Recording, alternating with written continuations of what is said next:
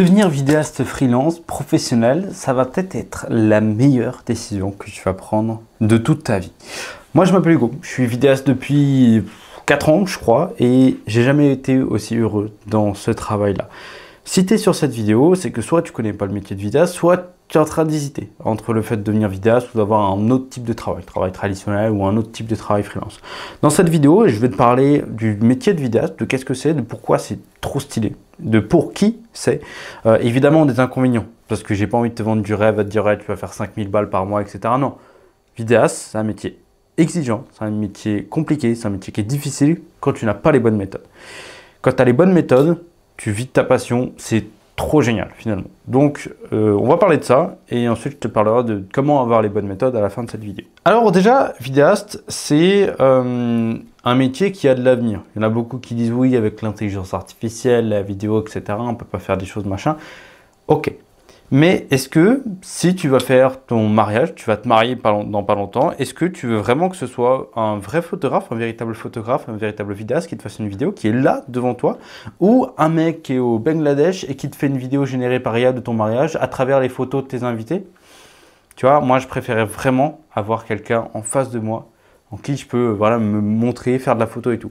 Donc oui, certes, la vidéo, la photographie générée par IA remplace énormément de métiers, etc.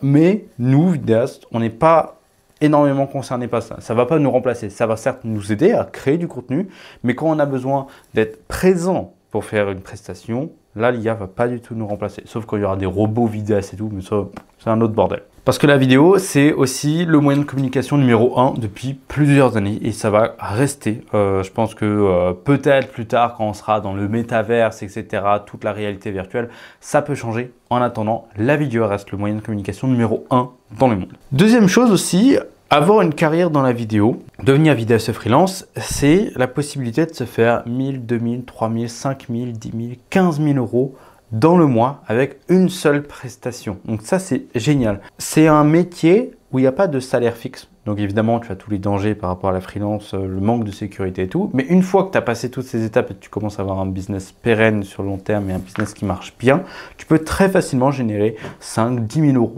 par mois grâce à la vidéo. En une seule vidéo, par exemple, en 2-3 journées de travail, je fais 2500, 4500 euros de chiffre d'affaires. Alors évidemment, tu as la différence entre ton chiffre d'affaires et le revenu net, mais généralement, dans le statut d'auto-entrepreneur, c'est pas très loin. Tu enlèves un tiers au maximum, voire la moitié si tu veux, et le reste, c'est dans ta poche. Et après, il y a les impôts, etc., etc. Mais du coup, tu peux facilement gagner 1000, 2000 euros dès tes premiers mois de freelance. Vidéaste, c'est aussi un métier où tu vas développer énormément de compétences, de qualités, etc. Tu vas devoir sortir de ta zone de confort. Donc ça, c'est pas pour les gens qui ont envie de rien faire. C'est pour les passionnés qui ont envie d'apprendre des choses, de créer quelque chose et apprendre énormément de choses. Plus tu vas faire les choses, plus tu vas en apprendre. Et ça, c'est génial. Plus tu vas sortir de ta zone de confort, plus tu vas évoluer en tant que créateur, en tant que vidéaste, en tant que passionné, en tant qu'expert aussi. Donc c'est hyper intéressant pour les personnes qui veulent aller de l'avant, se développer, devenir une meilleure version d'elles-mêmes, etc.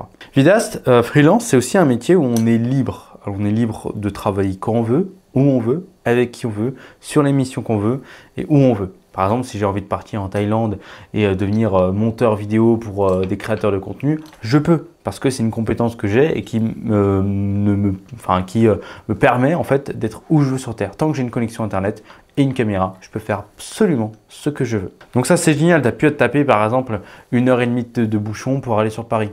Première chose. C'est aussi une activité, au-delà de générer 4 chiffres par mois, c'est une activité qui est scalable. Plus tu vas travailler, plus tu vas pouvoir créer des processus. Bon, ça, il faut savoir le faire. Mais créer des processus qui vont te permettre de créer une grosse boîte, avoir des salariés si tu veux, ou simplement de gagner plus avec moins de travail en faisant des offres personnalisées, en te nichant, etc.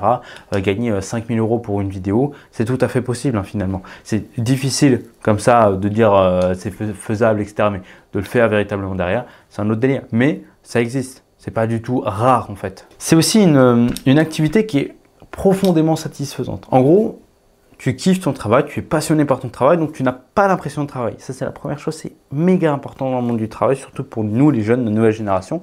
On veut kiffer notre travail. C'est satisfaisant parce que peu importe la vidéo que tu fais, tu résous une problématique. Si tu aimes bien travailler avec des entreprises qui aident à atteindre leurs objectifs, voilà, tu peux très bien le faire. Si tu aimes bien réaliser des photos de mariage, des vidéos de mariage, tu vois l'émotion des mariés et tout, tu peux très bien le faire. Et c'est ça fait plaisir de voir ça. Pour démarrer, tu n'as pas besoin d'un matos de fou. Tout le monde pense qu'il faut du matos de malade mental, etc. Si tu veux un niveau pro, en termes de matériel, tu peux commencer à en acheter ou même il y en a qui louent le matériel pour faire leurs prestations. Donc ça, tu loues ça à 100 € la journée, tu fais une prestation à 1000 balles et tu es tranquille.